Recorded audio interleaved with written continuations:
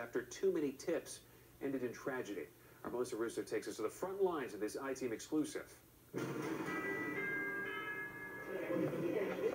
Yes, hello, good evening. Calling from ACS. We are calling from New York City Children's Services. The night shift is just beginning. What's going on in this case? You turned a child against a glass door. And the tips are already pouring in. Right now we have sexual abuse. 9-year-old child, chronic attendance issues. Can be very intense.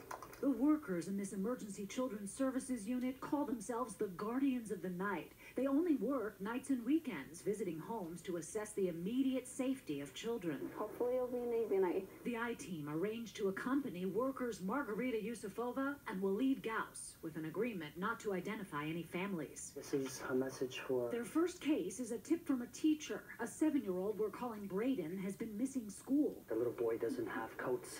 He's oftentimes hungry. The tipster also fears the child is left home alone with his other young siblings. We want to get into that home this evening and see what's going on. But before they go, the workers get help in real time from a newly assembled team of background checkers who learn the mother has a history of drug abuse and has been reported to ACS more than 10 times before. Most of those complaints were substantiated. You don't know what you're walking into. Rain or shine, right? Later, guys. The workers head out through the snowy gridlock that crippled the city 2 weeks ago and into public housing. We're hoping that an adult opens the door.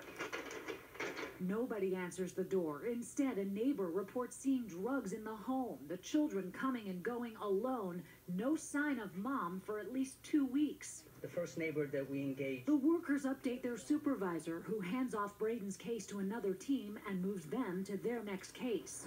A 10-year-old boy we're calling Freddie. This tip comes from the hospital. The accusation, excessive corporal punishment. A father who refuses to let the child use the bathroom for hours and punishes him with push-ups. At 10 years old, 50 push-ups is too much. When the workers arrive at the location, there's nothing there, only a subway station. Clearly a wrong address. I want to verify the address. 2 years ago, a wrong address had deadly consequences when weekend workers responding to an anonymous tip failed to save 3-year-old Jaden Jordan, who was being savagely beaten in the home next door. Today, the workers can rely on that new background check unit. They run Freddie's family history and get the workers back on track to the right address. But 5 miles and almost 5 hours later in traffic, No one came to the door.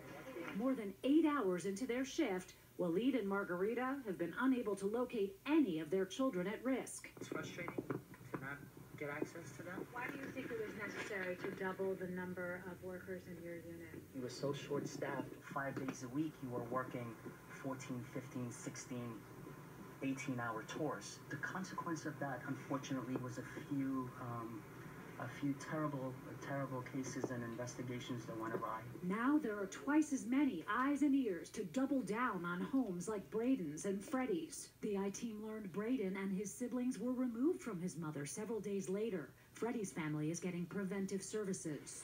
It's almost 1 a.m. now, but Walid and Margarita's work isn't done. Another case? And they head off to their next cases, knitting a tighter safety net in the dark. Melissa Russo, News 4, New York. All right, let's go.